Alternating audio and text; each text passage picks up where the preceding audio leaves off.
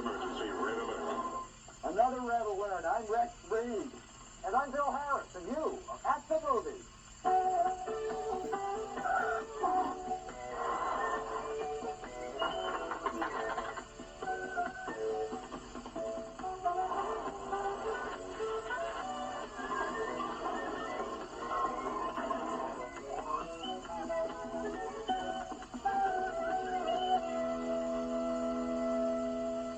Good news for Trekkies and civilians, too. We have a lot of clips today of the brand new Star Trek IV and exclusive interviews, too, with William Shatner and Leonard Nimoy.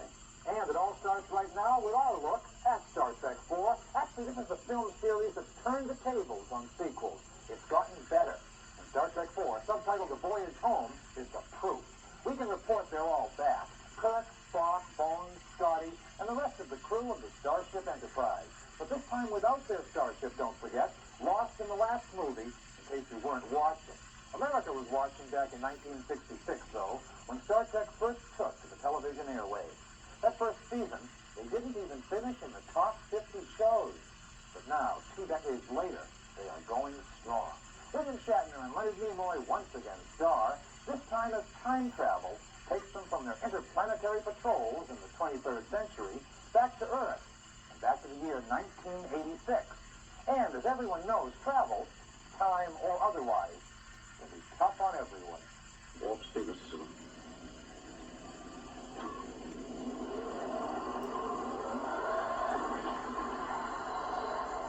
Warp 2.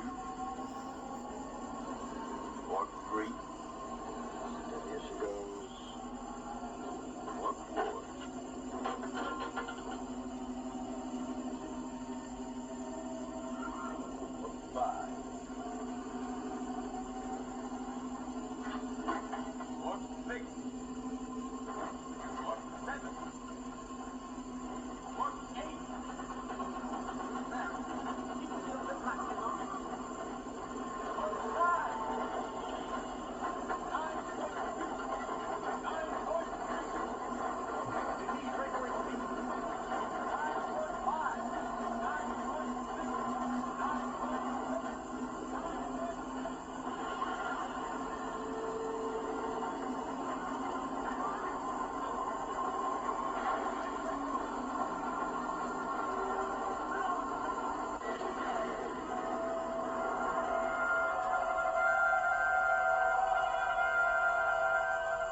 Around the sun and back to Earth, they've come to save the world of the future.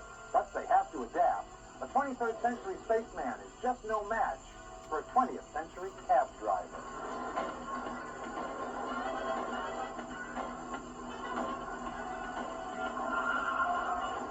Watch where you're going, you dumbass! Well, a double dumbass on you!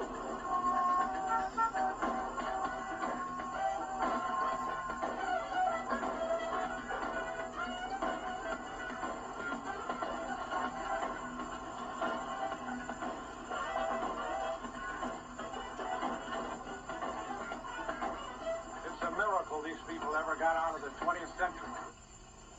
One of the crew's assignments is to replenish their ship's power supply, so they innocently try to track down a little nuclear energy. Excuse me. We are looking for nuclear weapons. Can you tell me where the naval base is in Alameda? We're looking for Hello. We are looking for the nuclear vessels in Alameda. Could you tell me where... Can you help us? Please, we're looking for the naval base in Alameda. Could you tell me where the nuclear vessels are? I don't know if I know the answer to that. I think it's across the bay, in Alameda. That's what I said, Alameda. I know But that. where is Alameda? Well, you turn left at Fisherman's Wharf. Meantime, our stars are busy searching for whales, whose mysterious communications could hold the key to 23rd century survival. I think we'll find what we're looking for at the Station Institute in Sausalito. A pair of humpback whales named George and Gracie. How do you know this? Simple logic.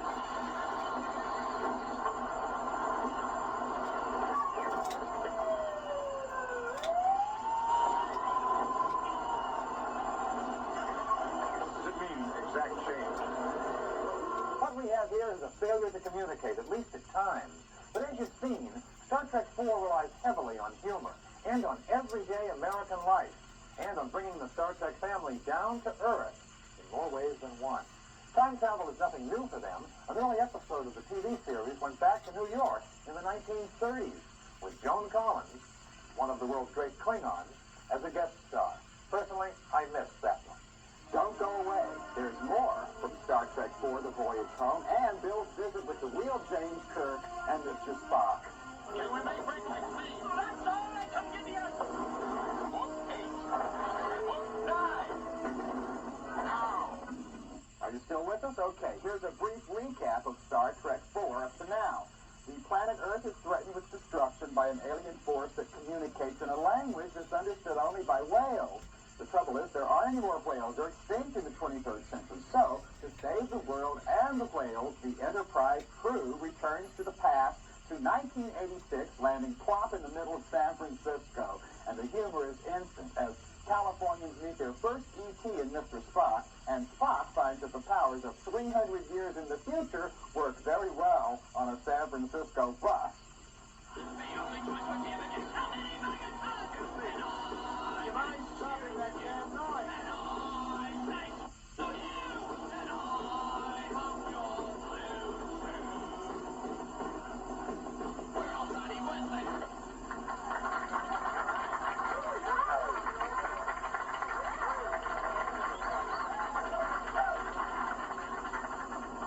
Avro, may I ask you a question? But don't call me Admiral. You used to call me Jim. Don't you remember Jim? What's your question? Your use of language has altered since our arrival. It is currently laced with, shall I say, more colorful metaphors. Double dumbass on you, and so forth. You mean profanity? Yeah. That's simply the way they talk here. Nobody pays any attention to you unless you swear every other word. You'll find it in all the literature of the period. For example, From the collected works of Jackson Suzanne, novels of Harold Robbins. the giants. To save those humpback whales, Admiral Kirk finds an unexpected ally in a spunky but serious marine biologist played by lovely Catherine Hicks. We may be able to help you in ways that, frankly, you couldn't possibly imagine. Or believe, I'll bet. Very likely. You're not exactly catching us at our best. That much is certain. I have a hunch that we'd all be a lot happier discussing this over dinner. What do you say?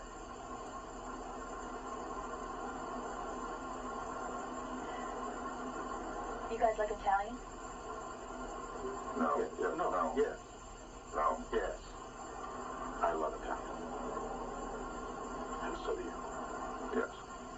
I like Italian, and I like this movie. Star Trek IV is not only the latest in a film series that's brought in more than $300 million, I think it's the best. Now, diehard fans may miss some of those gigantic explosions and interplanetary battles. They're there, but not with the same emphasis from previous pictures. This year, Star Trek offers humor and humanity, and big co-stars, from two large humpback whales to Catherine Hicks and Jane Wyatt. It is a real crowd pleaser. Directed by Leonard Nimoy, time travel is more than just a plot gimmick here. It opens up new, less alien worlds to explore. And it's a pleasure to see it all done so well. Star Trek IV is like a welcome holiday card from old friends. You don't see them quite as often as you used to, but it's great to know they're still there and they're doing fine. You know, I'm not a Trekkie. I have to admit that at the risk of inviting a lot of hate mail. I don't understand these Star Trek movies. I've never really liked them before, and I'm sick of the old series reruns with all these people with terrible toupees and all these saran-wrap control panels and all these cardboard space engines. But I like this movie. It's so human. It has more wit, more imagination, and it really does have more energy than all of these three previous major motion pictures put together, I think. And it's more humane. I'm glad you liked it. I kept thinking, you know, we'd show it to Rex, it's like, oh, we'll feed it to Mikey. I'm glad you liked it. And Star Trek V, they haven't yet committed, but when we talked to William Shatner, he said he'll be directing it.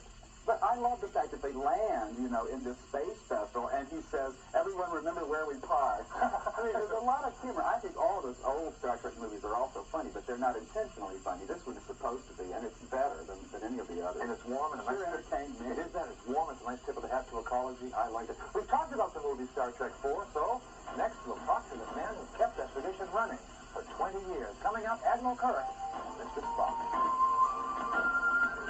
The rest of you, break up. You look like a cadet repeat. I'm dying to know what Leonard Nimoy looks like without those pointed ears. Are we going to find out now? We sure are. In fact, we'll see Spock without the ears and Shatner without the uniform. And it starts with a question we might have asked back in 1966. When you signed that first Star Trek contract, and I said, 20 years from now, you'll be doing another, what would you have told that reporter? Well, obviously, it would have been nuts because series go for a while and they die, and that's the end of them. But not this one.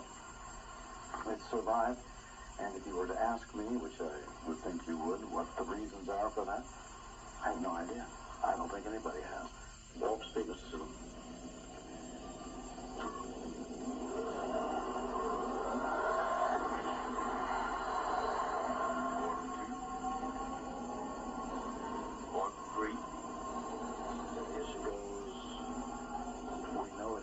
Something to do with cast and the stories and science fiction and the action adventure and the pseudo philosophy and but what the formula is, we just don't know. What kind of response did we get from the faithful when the Enterprise was demolished in the last film? Well, I think I know that there were some people who were quite distressed about it, even angry. On the other hand, I think for the most part, people accepted it as a dramatic event. It's a dramatic happening. There are a lot of questions around today about whether or not the Enterprise comes back in Star Trek 4. The answer is see the picture and enjoy yourself. I think that the loss of the Enterprise was taken in stride because even prior to that, we'd lost Spock. In Star Trek 2, Spock died. So it becomes a question of whether you're more interested in the characters or the ship. Yeah. The toughest scene in directing Star Trek 4 would probably be the storm sequence, where we're out there in the rainstorm and away from the cameras, quite a distance from the camera equipment and so forth.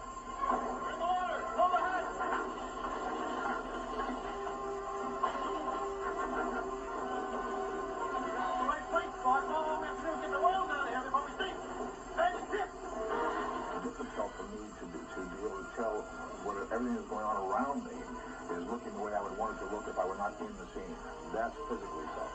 I had some good eyes looking for me. By the time we got to that scene, I knew who I could count on in terms of asking the key questions and getting answers about whether or not it looked the way it should. How big a crapshoot, how big a chance did you take in bringing the action down from the stratosphere right down to terra firma? Well, from your initial enthusiasm, not too much of a crapshoot. There is a real question about dramatic development in going back in time. That's a tough one to bring off and make the audience believe it and go with it. And apparently we've done it. Computer.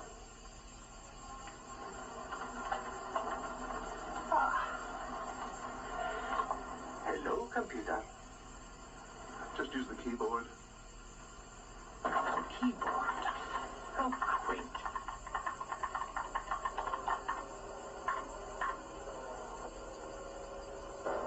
Transparent aluminum?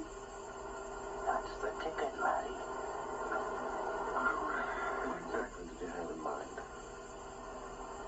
Well, a moment alone, please. We given the formula. We're altering the future. What?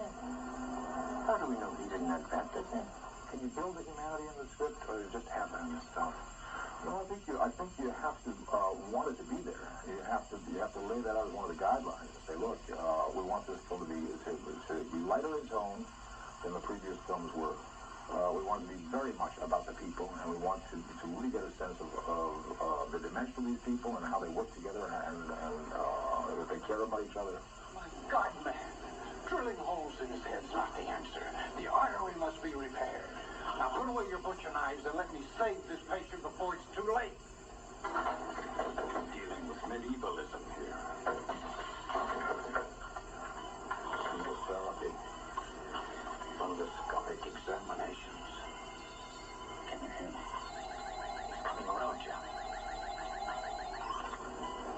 Almost up to me. Name, rank. Chekhov. Pavel. Frank. Shatner.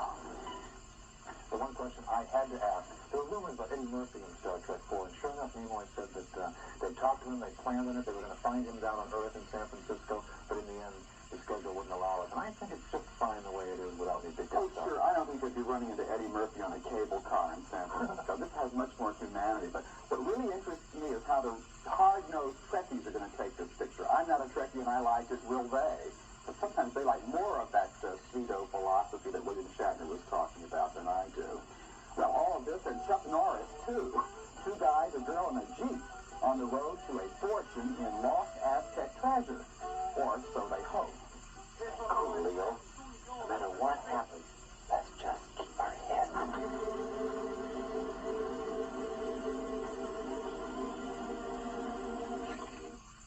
The drum beaters for Firewalker call it an excursion into danger and love in the tradition of such lighthearted fare as Romancing the Stones. Talk about delusions of grandeur. In this flat-footed, pea-brained disaster, Chuck Norris, the king of Kung Fu, trades in his toga for desert boots, and he finds himself over his head and out of his element. Now, casting Chuck Norris in a comedy is like asking Lassie to play Ludwig van Beethoven. Norris and his sidekick, Lou Gossett, play two overaged Boy Scouts who've got more brawn than brains, and they're looking for an Aztec treasure. Melody Anderson is the girl with the map, and is left behind by an ancient Indian spirit from the 16th century called Firewalker, because he can walk on fire. Get it? So much for the plot. Now, instead of character development, structure, and coherence, we get scenes like this, where the boys fight off Frito Banditos. Bien cítrico, jefe. Te cogiste las cabras. ¡Mierda! This is your sexual relationships with folks. No. Let me talk to you.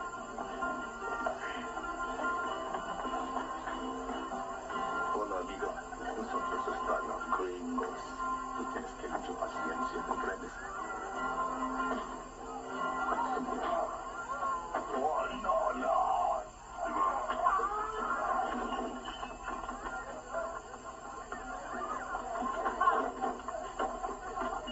What are you doing?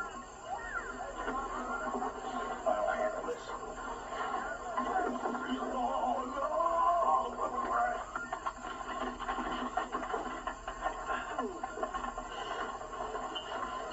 Oh, he's gonna get hurt. No, he's just looking at his frustration.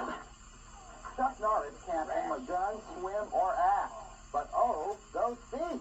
Every scene is pretty much alike in this movie, with Norris wisely letting his feet do all the talking.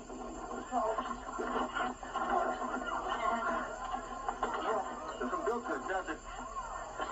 Say good night.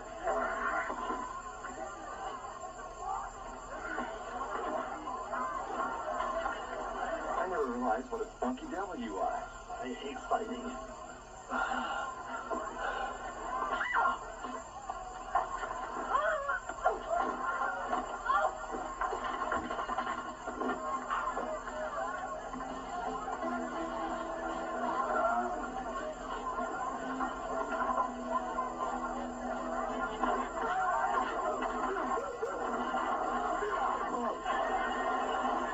Nothing for a Fred Astaire speech. Anyway, on it goes, and on and on and on. Now, for laughs, there's an Apache Indian chief who watches I Love Lucy reruns. For villains, there's this evil Aztec zombie with an annoying appendicitis scar.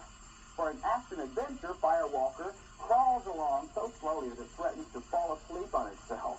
For a comedy, it's about as funny as a funeral.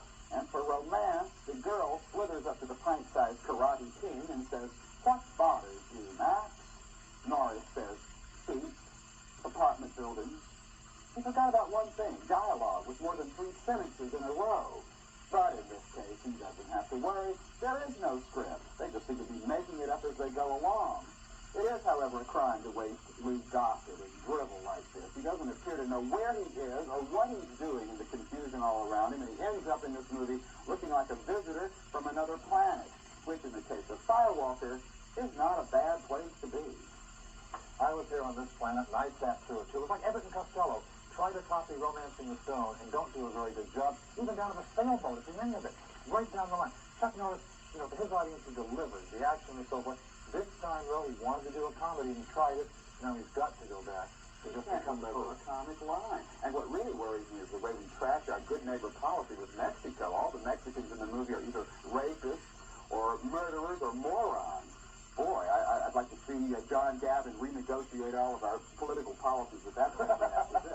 Now, let's recap the movies that we did on this show. Star Trek IV, The Voyage Home, was an adventure for both of us. To see Spock and Kirk on the planet Earth was a real trip for me, and I gave it 3 stars. Bill said it's a Christmas tree, so he gave it another half a star, 3.5 stars from him. The action-adventure so-called comedy Firewalker wasted the talents of Lou Gossett and everyone else involved. Got no stars from me, Bill. But Bill liked the action from Chuck Norris, okay? He thought the comedy mystery gave it 2 stars, like I said. My dear, the only 4 stars this week is Rex with Suit Coat. Next week, 3 comedians, 3 amigos, in a movie starring Chevy Chase, Steve Martin, and Martin Troy. That's next week. Until then, I'm Bill Harris. And I'm Rex Reed.